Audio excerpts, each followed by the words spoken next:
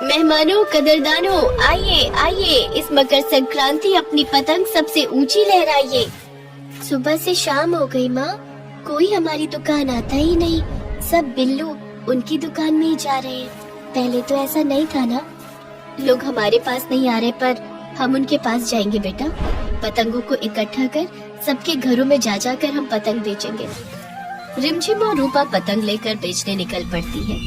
लीजिए लीजिए, रिमझिम की रंग बिरंगी पतंगे। अरे कमला मौसी, इस बार क्या पतंग नहीं उड़ाओगी? क्या ऊंची पतंग उड़ाती हो तुम। अरे वाह रिमझिम, आधी पतंगे तो तेरी बोली से ही बिक जाएंगी। अब घर तक आ ही गई हो तो लेना ही पड़ेगा। अरे नास बेटी, खाने में इतना नमक, मुझे खाना भी देना भारी हो गया है क्या तुझे? रूपा रूपा। मनोहर खाने की मेज से उठकर रसोई में जाता है और रूपा को बहुत पीटता है। और चीख की आवाज के साथ रूपा का घर गूंज उठता है। माधोपुर नाम के गांव में रूपा अपने पति मनोहर और बेटे रिमझिम के साथ रहती थी। मनोहर की पतंग की दुकान थी। गांव में एकमात्र पतंग की दुकान होने के कारण उसकी दुकान अच्छी चलती थी। सब कुछ ठीक चल रहा था, पर एक दिन। अरे मनमोहन, क्या दिन भर काम में लगा रहता है? मुझे देख, काम मैं भी करता हूँ पर खुद की खुशी का भी ध्यान रखता हूँ। ले, ये एक बाटली, एक घूंट गले से नीचे उतार और गम को भूल जा।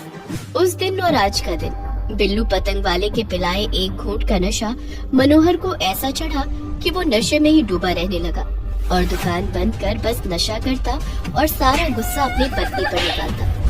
एक रोज मनोहर रात को घर आता है और रूपा उसे खाना परोसती है।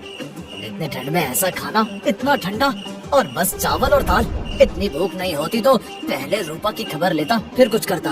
मनोहर पहला निवाला मुंह में लेता है। अरे अरे, इतना नमक डाल रखा है दाल में। अरे नास बेटी, खाने में इतना नमक, मुझे खाना भी देना भारी हो गया क्या तुझे? रूपा रूपा। रूपा मनोहर की आवाज सुनकर डर से कांपने लग जाती है और एक शब्द भी नहीं कह पाती। अच्छा, तो मुंह में दही जमा लिया है तूने, अभी तेरी हड्डियां तोड़ता हूँ। मनोहर खाने की मेज से उठकर रसोई में जाता है और रूपा को बहुत पीटता है। चीख की आवाज से रूपा का घर गूंज उठता है। मत मारो मम्मी को पापा, प्लीज प्लीज छोड़ दो उन्हें। बहुत मामा करने लगी है, तुझे भी पिटाई की जरूरत है। मनोहर रिमझिम को भी बहुत मारता है और नशे की हालत में कमरे में जाकर सो जाता है। तू क्यों आई मुझे बचाने? देखा क्या हाल हुआ तेरा। कुछ खा ले, अब कुछ खाया भी नहीं है तूने। मुझे पता है माँ, खाना नहीं है। मुझे खिलाकर तू भूखी सोएगी ना? मैं तेरे साथ ही खाऊंगी या तो नहीं खाऊंगी। अपनी बेटी की समझदारी देखकर रूपा की आंखों में आंसू आ जाते हैं और दोनों एक ही थाली में खाने बैठ जाते हैं। रूपा मन ही मन सोचती है, ये तो कोई काम नहीं करते, सारी जमा पूंजी भी नशे में उड़ा डाली। आज भर ही खाना था, अब कल हम क्या करेंगे? भगवान कोई रास्ता दिखाइए। रिमझिम बड़ी समझदार थी। इस छोटी सी उम्र में उसने सब कुछ देख लिया था। अगली सुबह वो अपनी माँ से कहती है, माँ, पिताजी दुकान नहीं चलाते, पर हम तो चला सकते हैं ना? ये मैंने क्यों नहीं सोचा अब तक। हाँ बेटा, पिछले 2 महीने से दुकान बंद है, मकर संक्रांति भी सर पर है, हम करेंगे फिर से दुकान का उद्घाटन। रूपा और रिमझिम दुकान की सफाई कर फिर से दुकान शुरू करती है। दुकान में पहले से ही कई पतंगे ठीक थी, जिन्हें साफ कर दुकान खोल लेती है। मेहमानों, कदरदानों, आइए आइए, इस मकर संक्रांति अपनी पतंग सबसे ऊंची लहराइए। सुबह से शाम हो गई माँ, कोई हमारी दुकान आता ही नहीं। सब बिल्लू उनकी दुकान में ही जा रहे हैं। पहले तो ऐसा नहीं था ना। लोग हमारे पास नहीं आ रहे, पर हम उनके पास जाएंगे बेटा। पतंगों को इकट्ठा कर सबके घरों में जा जाकर हम पतंग बेचेंगे। रिमझिम और रूपा पतंग लेकर बेचने निकल पड़ती है। लीजिए लीजिए, रिमझिम की रंग बिरंगी पतंगे।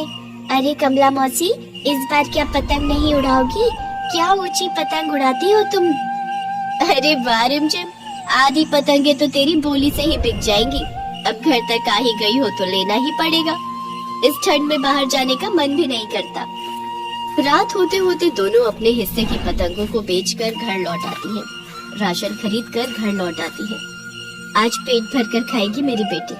तेरे पापा आए उसके पहले तू खाकर सो जा। रोज की तरह मनोहर आता है और रूपा के साथ फिर वही होता है। पर रूपा रुकने वाली नहीं थी। अगली सुबह वो फिर घूम घूम कर पतंगे बेचने निकल पड़ती है। ये रूपा सबके घर जाकर पतंग बेच लेगी तो मेरे पास कौन आएगा। बड़ी मुश्किल से अपनी दुकान जमाने के लिए मनमोहन को रास्ते से हटाया था, अब ये आ गई। मनोहर जैसे ही शराब पीता है, बिल्लू उसकी दुकान के कागजात पर उसके सिग्नेचर ले लेता है और रूपा के पास जाकर कहता है, क्या नहीं किया तूने अपनी बीवी बच्चे के लिए, पर देख आज तेरी ही दुकान चलाकर बड़ी बन रही है। क्यों तू नहीं चला सकता क्या अपनी दुकान? बोल। क्या ये औरत मेरी बदनामी कर रही है? मेरी दुकान पर मैं ही बैठूंगा, वो नहीं। अरे भाई तू भी ना दिल जीत लेता है, ये ले बाटली। अरे बिल्लू कितना गिरेगा, अपनी एक दुकान चलाने के लिए मेरे पति से दस्तखत ले लिए, जो होश में भी नहीं रहता। रूपा को दुकान की जरूरत भी नहीं। हाँ मम्मी पतंग लो, हम चलते हैं। अरे अनपढ़ औरत, पढ़ तो लेती, क्या लिखा है इन कागजात पर? इस दुकान के साथ साथ दुकान का माल भी मेरा हुआ, यानी पतंगे भी मेरी हुई।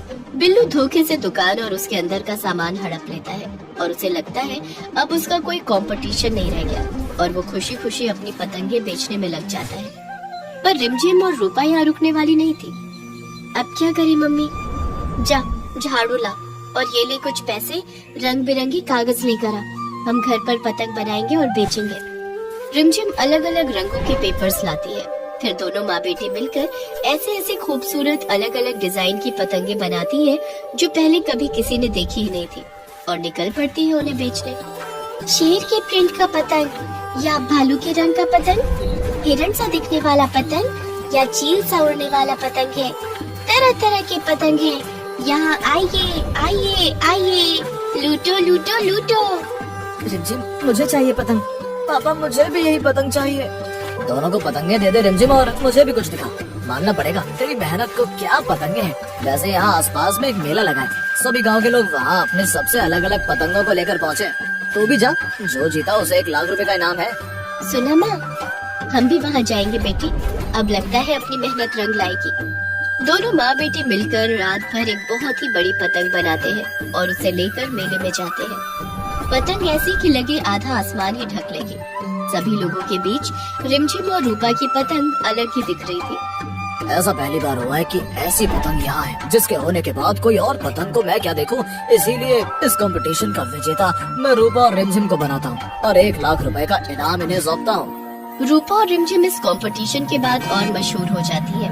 उनकी पतंगों की मांग शहर में भी होने लग जाती है। दोनों वहाँ मिले पैसे से कुछ पैसे मनोहर की नशा मुक्ति के लिए इलाज में लगाती है और बाकी पैसे की एक फैक्ट्री डालकर पतंग के कारोबार को बड़ा करती है। कुछ महीनों में मनोहर पूरी तरह से पहले की तरह ठीक हो जाता है और रूपा और रिमझिम के साथ पतंग के कारोबार में लग जाता है।